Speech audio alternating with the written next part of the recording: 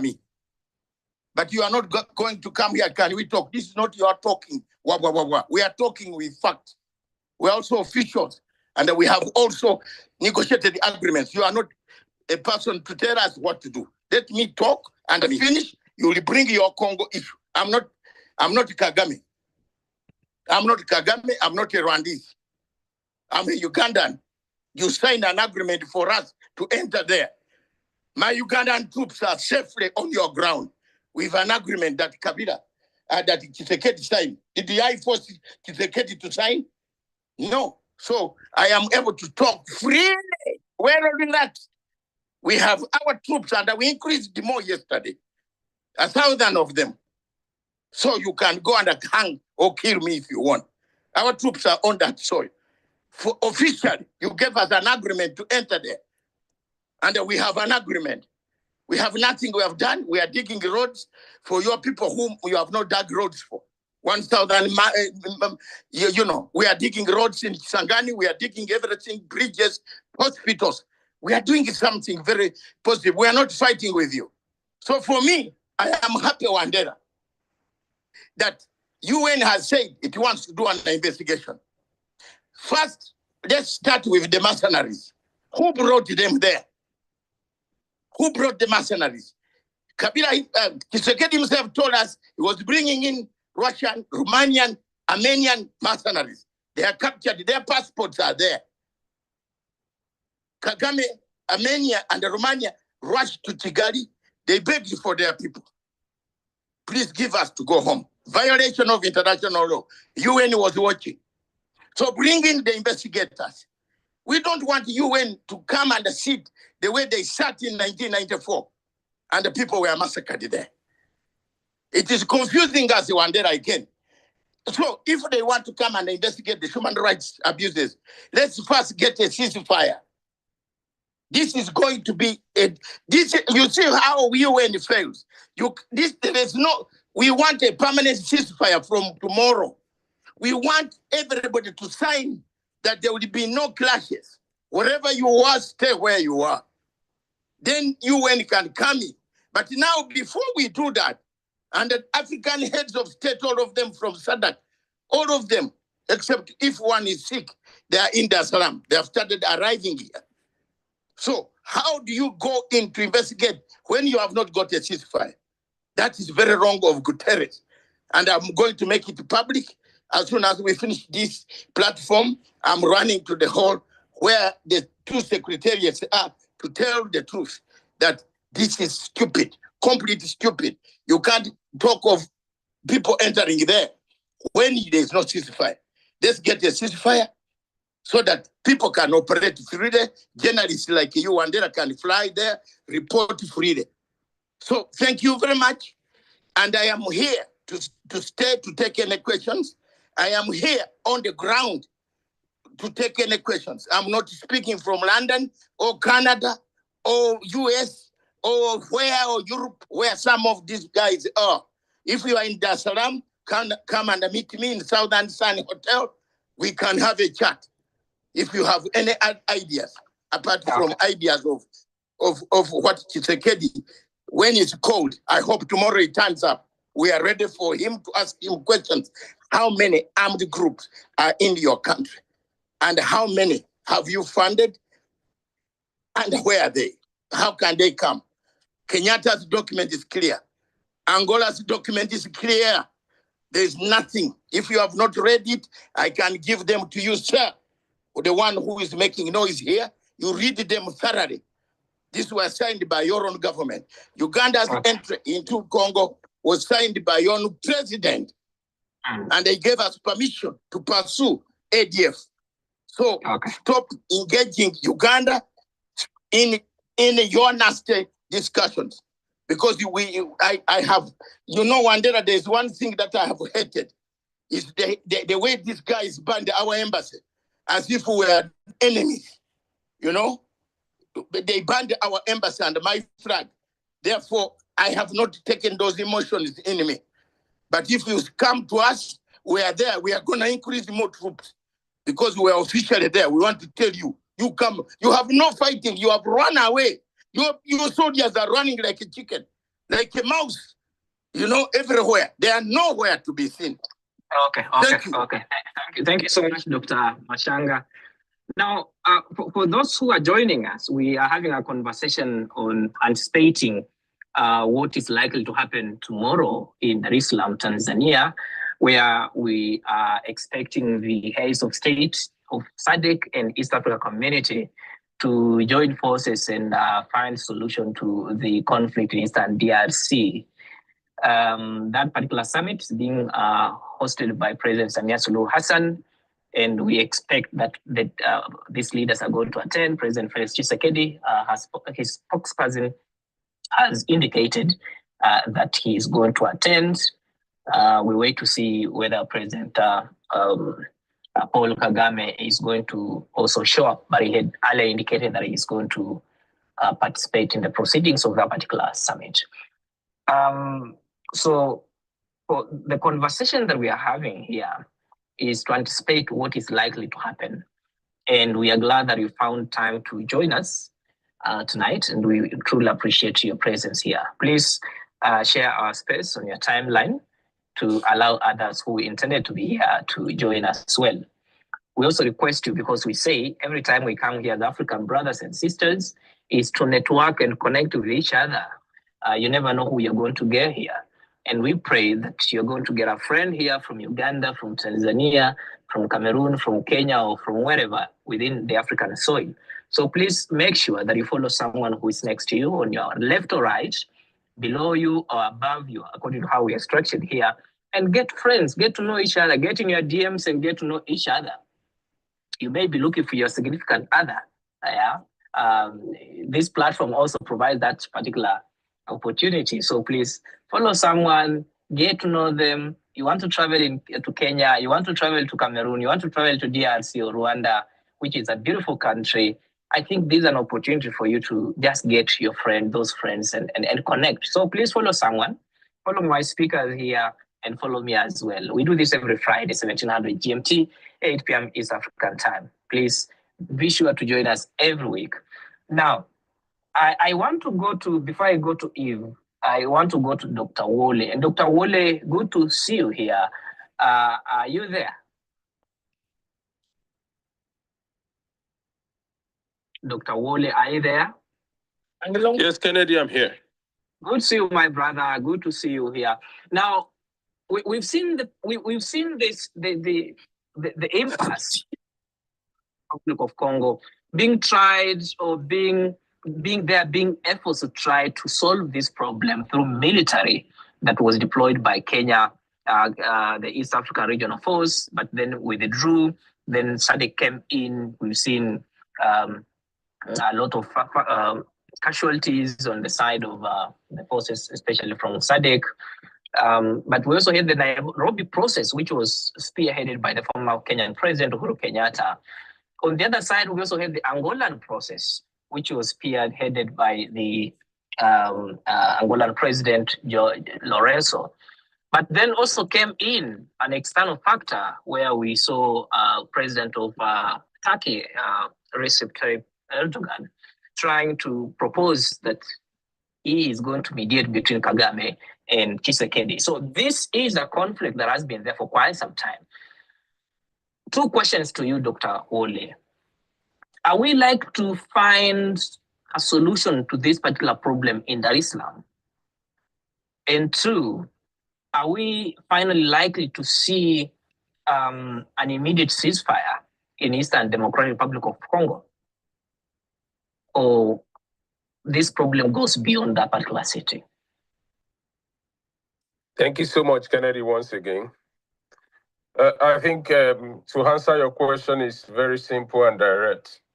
If there's sincerity of purpose and commitment to find a solution to the problem, I think the Dar es Salaam meeting of SADC and EAC might produce the much needed results, or the much desired results. And I use that word "if" with a very strong emphasis. And the starting point is if we have the true gladiators in that meeting and they are ready to sign up to whatever will be biting on both of them, and they are ready to give room for peace. But in an event that probably is only one that shows up, and the second doesn't show up, that shows that there's already a crack in the peace negotiation. So, but let me speak broadly. The reason why I said if there is a genuine commitment to find a solution to anyone who has been following the development over the years or has been paying attention into the media recently will see how African leaders and even multilateral organizations are probably speaking from both sides of the mouth. And I know this is a very, very sensitive issue that we're discussing tonight. Much as I want to be as factual as I can based on the things that I know, I also don't want to insult knowingly or unknowingly the sensibilities of people who are in the throes of the crisis. And by these, I'm talking about the Rwandese and the Congolese, particularly the Congolese, who are probably feeling the bite seriously. Because on issues like this, it is very possible for people to pigeonhole you into a contest in terms of alignment. But you've seen reports of the United Nations extremely indicting reports about the role of the gladiators in these.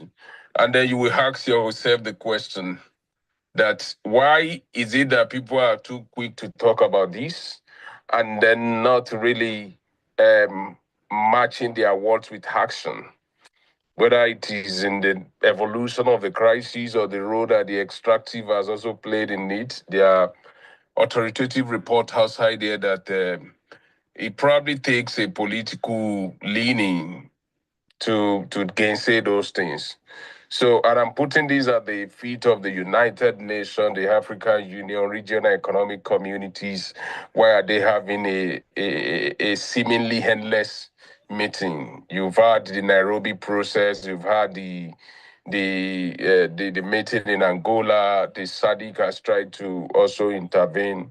I mean, South Africa is intervening politically and is also intervening militarily. So you find a sort of contradiction in that.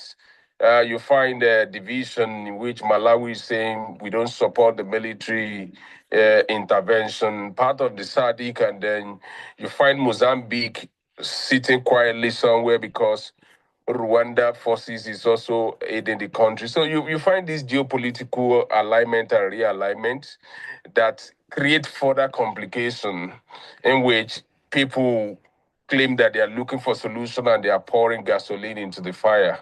And what is largely missing in these is that the people who are bearing the brunt, it goes to shows that maybe we don't really pay attention. I've seen horrible pictures from Goma. Kennedy, I've personally traveled to Goma. I've traveled to Bukavu. I've worked in these places. Most times when I see those videos, I look at it like it could have been anybody. One could have been caught up in this doing field work because the streets that I'm seeing in the pictures, those are places that I'm personally familiar with, places where I've traveled through personally. So we have to put our humanity on the front burner, and then I'm only hoping that these Tanzania process is going to yield a positive result. But I think the jury is yet to be out. We can only stay optimistic. Can we see ceasefire? The second question that you asked. I think it's also going to be a function of what happened in that meeting tomorrow. I have a very serious premonition that in the event that one of the protagonists doesn't show up, it goes to show that probably people have just traveled to Tanzania again for a tea party. These are my preliminary reflections, but I will hang on the note that I have not seen genuine interest on the part of the peace negotiators to really find a solution to the crisis in Eastern DRC and M23, the involvement of Rwanda or otherwise, and all these things that we have on our plates. And to also say that the African Union really need to rise up to the occasion. Enough of having an entity that we have serious fire on the ground, and it appears that we can't really douse the tension. But I hope I've been able to answer your question to the best of my understanding.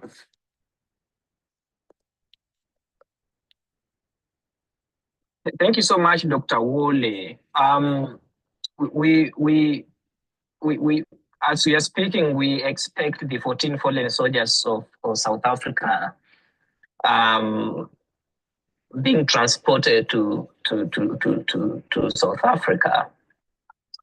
It's quite unfortunate that people who came to make peace have to go back in coffins. In your opinion, were they supposed to die in this particular situation? And in lieu of this, who bears the greatest responsibility? Who has to be asked questions? Because then the accusations have been, these were killed by Rwandan forces, they were killed by M23, they were killed by Congolese forces. Away from this, who shoulders the bigger responsibility for people who, out of their own volition, came to support and bring peace in Eastern DRC, but then they have to go back in coffins? It's quite unfortunate, Dr. Wole. Yes, it's a very sad development, and then one death diminishes our humanity. I'm very sad because, maybe barely a year ago we had this conversation, and if you recall vividly, it was also the day that I think two soldiers from Southern Africa also fell like this. I don't know whether you can still remember that hangout, that space like this, and it becoming one too many. Who should bear the responsibility? Of course, their commander-in-chief, the SADC, mobilized them to that war front, and people are dead now. We can only hope that things become normalized. But, the big question we need to ask ourselves here is this. The big boy in all these things, in terms of one who can really demonstrate capability, both in military sense and even as a peace negotiator, I think is South Africa. But why is the South African playing an ambivalent role in this, mobilizing on one hand and looking for peace negotiation on the other hand? Because I'm not putting this at the doorstep of South Africa, but just to really have a comprehensive assessment of what is going on in the country. And I saw the president of Rwanda, his response, which has gone viral here and there. And I laugh at that, really, that if South Africa really want to mobilize its military power, what chance does Rwanda stand in that? So if South Africa is not going in that direction, modeling the water, my sense is that South Africa should stand on the side of negotiation because Kennedy, this war can continue for the next 4 years. It doesn't appear that the military solution is going to bring this to an end. So there's no point, going back to the initial question you asked, wasting the bullet, and much more important, wasting the lives of the people if we are very sure that in terms of the strategic posture, military-wise, there's no solution in view. And that is the reason why the body can't continue. Those are the ones in the uniform. What about you are a leading journalist on the continent, journalist on this platform tonight. I'm very sure a couple of us have seen the picture by the Congolese journalist photographer that snapped a woman who carry one on her neck, who is breastfeeding another one. A lot of horrible pictures that we've seen. These are our fellow human beings. So it's difficult to locate where the responsibility lies because the soldiers that eventually answer the sovereign, who are falling are being mobilized by their commanders in chief, and they have to be at the front line. But the big challenge is that tell me anywhere in the world, Kennedy, where peace has been enforced through guns. See Afghanistan after all the invasion and everything. Depending on whose figure we are listening to, about $20 trillion was spent in that country, and look at how everything fell after just 20 years. So if we are going to come back to negotiation table, it is better that we have that negotiation right from the beginning and stop wasting people's life as leaders. Because I've not seen any son of president die in this crisis, whether it is Tshisekedi or the president, Paul Kagame, or Ramaphosa, or anybody.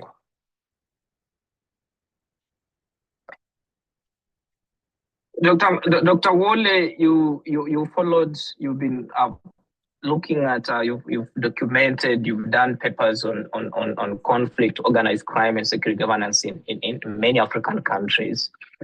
In this instance where Kagame and Tshisekedi meet, what kind of atmosphere is created on the onset? And what will be the heads of state grappling with here? Beginning from the sitting arrangement itself to shaking hands, if that has to be.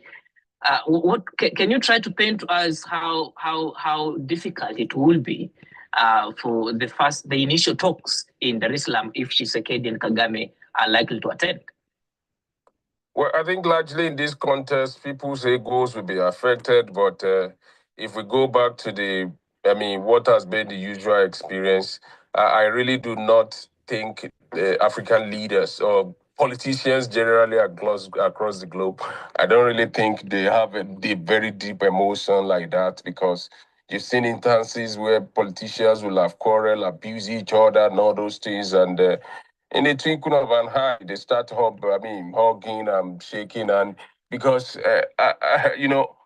they have the strongest line of defense in all these crises. You look at what happened in Syria when Russia withdrew all the military support. The guy just vaporized in a very short while, and then he's having his nice time in Russia now. Assad, after a lot of people have died, and then that is the life of politicians across the world. I really don't expect that there will be any deep emotion or any serious sober reflection, apart from if they both agree to the terms and conditions of peace negotiation. Then we expect them to shake their hand, and then expecting that probably an end has come to this. But what is important is, in a bid not to reduce the meeting to a tea party, what are the far-reaching expectations from this meeting? How sure are we that this is actually going to drive home peace? Or like I said earlier, it is just another meeting. So personally, I don't really hold politicians globally in higher expectation in terms of what I think the emotion is. Yeah, to exhibit in this kind of meeting. I expect that both parties show up. They are going to shape